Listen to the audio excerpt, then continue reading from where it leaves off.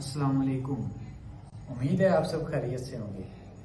अच्छा, जैसा कि आपको पता है कि आपका लैट का रिज़ल्ट गुजर चुका है और एमसीक्यूज़ का रिज़ल्ट आ गया है। बाकी जो रिज़ल्ट है वो बाद में आएगा इंशाल्लाह।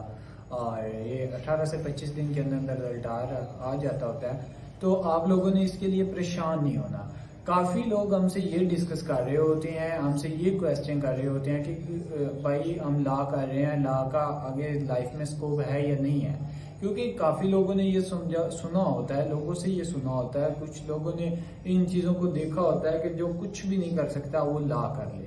मतलब कि इसको इतना डिग्रेड कर दिया गया है, इस डिपार्टमेंट को इतना डिग्रेड कर दिया गया है कि लोगों को, स्टूडेंट्स के माइंड में लोग ये बात डालते हैं कि जो कुछ भी नहीं ना कर सकता, जो नलायक तरीन होता है, जो इंतहाई दर्जे का नलायक बंदा होता है, उसको लॉ में एडमिशन मिलता है।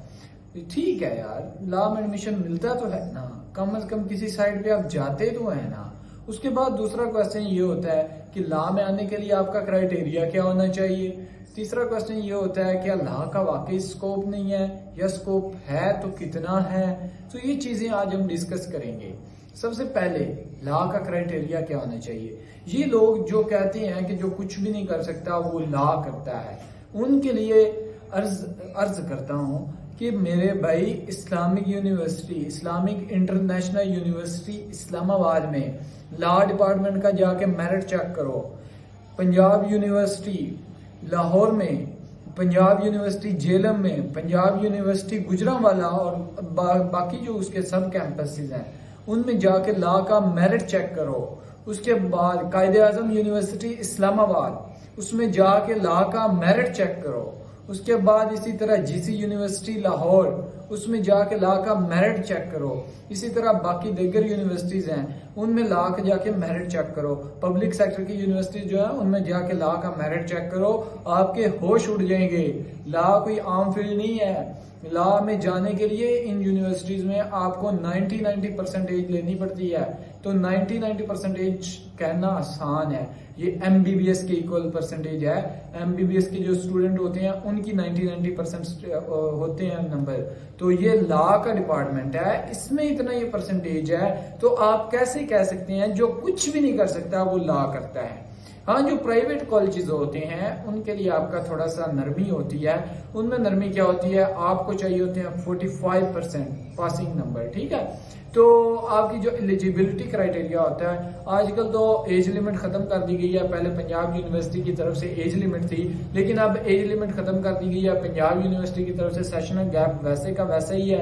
5 साल से पुराना आपका इंटर नहीं होना चाहिए। मतलब अब जिसने 23 या 2023-24 सेशन में एडमिशन लेना है उसका 2018 से पहले का इंटर नहीं होना चाहिए। 2018 का इंटर होना चाहिए या इसके बाद का इंटर होना चाहिए, इससे पहले का इंटर नहीं होना चाहिए। और एक यूनिवर्सिटी है इस्लामिक यूनिवर्सिटी बहावलपुर, इसमें ना तो सेशनल गैप है ना ही आपका एज का इशू है, आपको एडमिशन मिलता है। अगर किसी भाई को इन यूनिवर्सिटीज में या किसी का सेशनल गैप का इशू है, किसी का एज लिमिट का इशू है, वो एडमिशन लेना चाहता है लॉ में, तो वो हमसे कांटेक्ट कर सकता है। डिस्क्रिप्शन में ग्रुप का लिंक्स डाल दिए गए हैं, तो आप जो है वो हमसे कांटेक्ट कर सकते हैं। ग्रुप ज्वाइन करें, उसके बाद आप पर्सनली हमसे कांटेक्ट करें।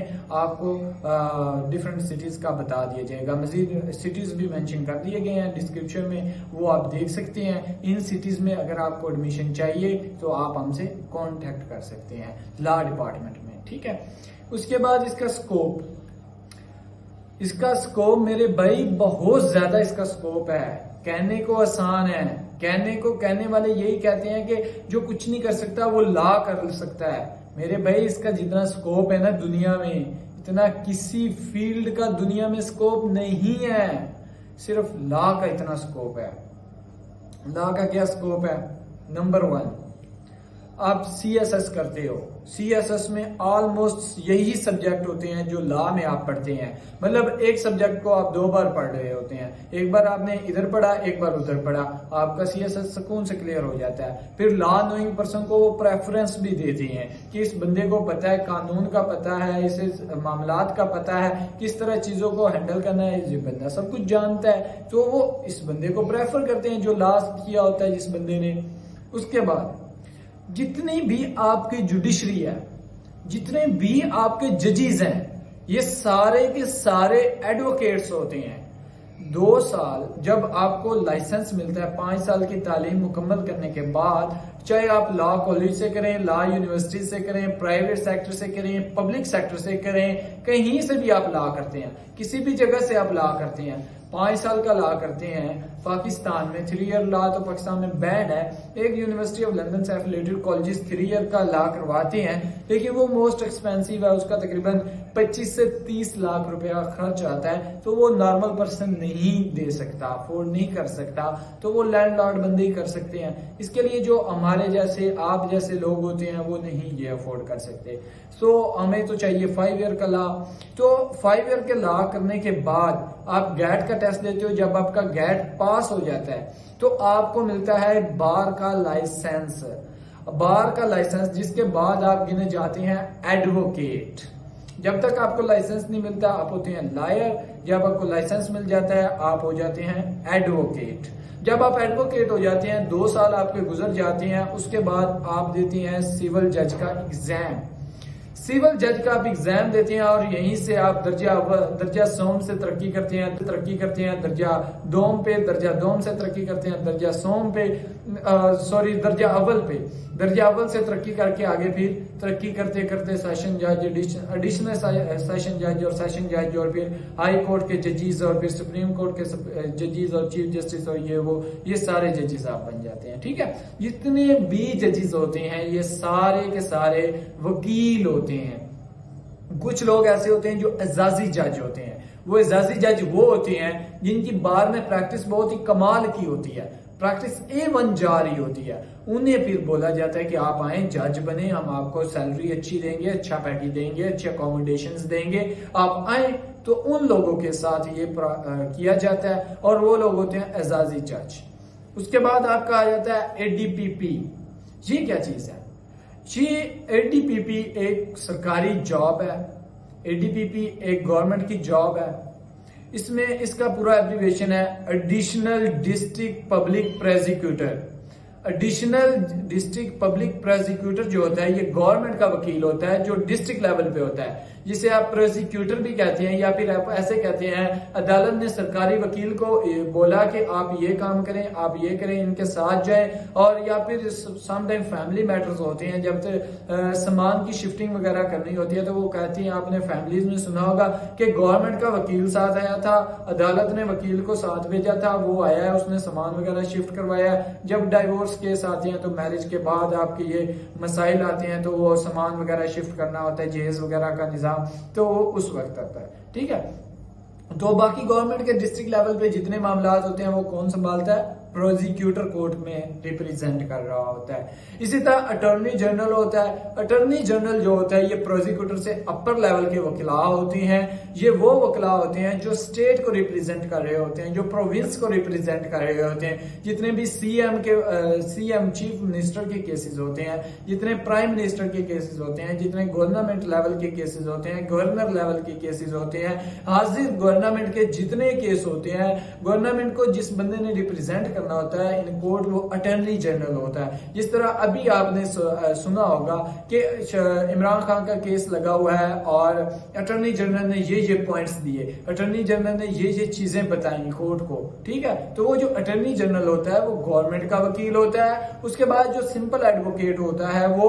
आपका प्राइवेट वकील होता है। ठीक है, तो ये चीजें होती हैं। उसके बाद प्राइवेट जॉब्स आ जाती हैं।